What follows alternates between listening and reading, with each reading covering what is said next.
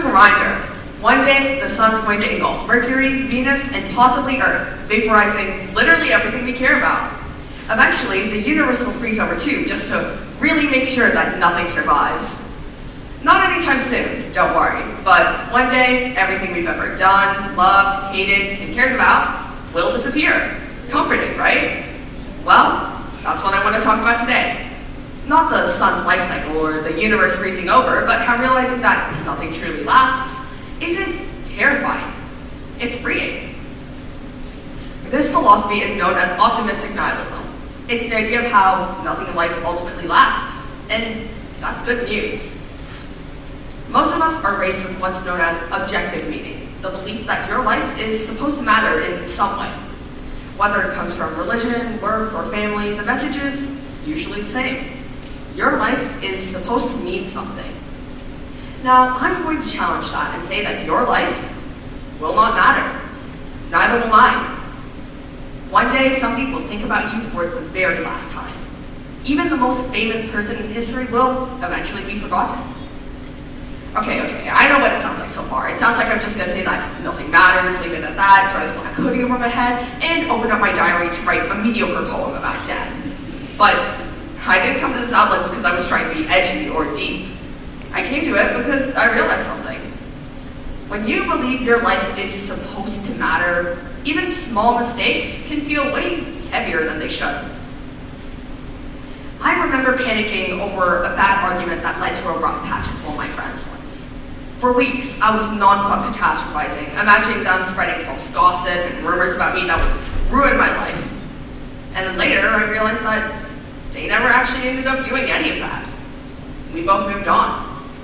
But even if they had, even if everything had fallen apart between us, would it really have mattered 5, 10 years later? Probably not.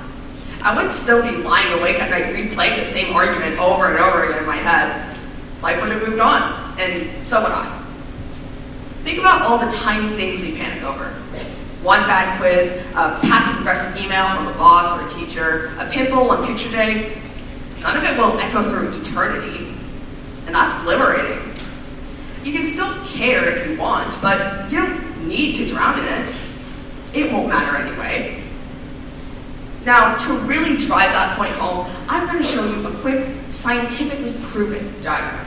Okay, so you're going to want to pay attention to this. This is the world before you waved at someone who wasn't actually waving at you, but at someone behind you.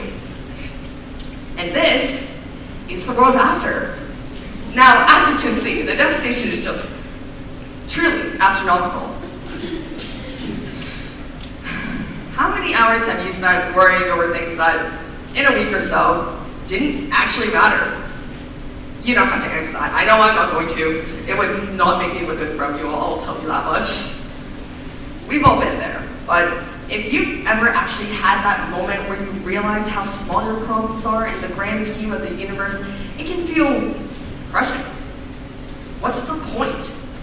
I'm pulling multiple all-nighters for this assignment, but what am I doing it for? Why should I keep going if there's no universal meaning of life to strive towards?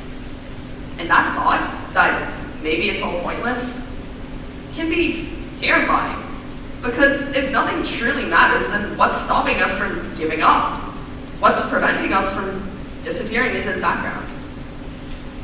But that meaninglessness is exactly why we should keep going. Because if there's no predetermined purpose in life, then that doesn't make it worthless. It makes it ours. This idea is known as existentialism. If nihilism tells us that there's no built-in meaning in life, then existentialism is what comes next.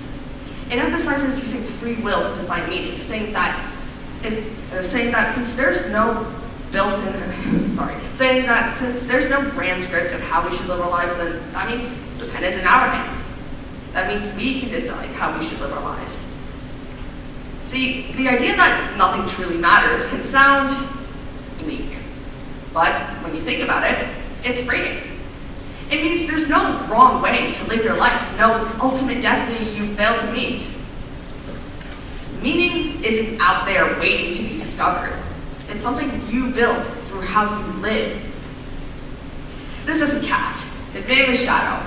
Right now, he is needing a blanket, and to him that is his entire world. All he does is eat, sleep, poop, and chase drinks, and he is living his best life. Would you be completely fulfilled with a life of doing nothing but that? Probably not. Hopefully not. And sometimes, most times I'd argue, meaning doesn't show up in big, grandiose moments at all. There was this one night where I stayed up way too late talking to a friend of mine.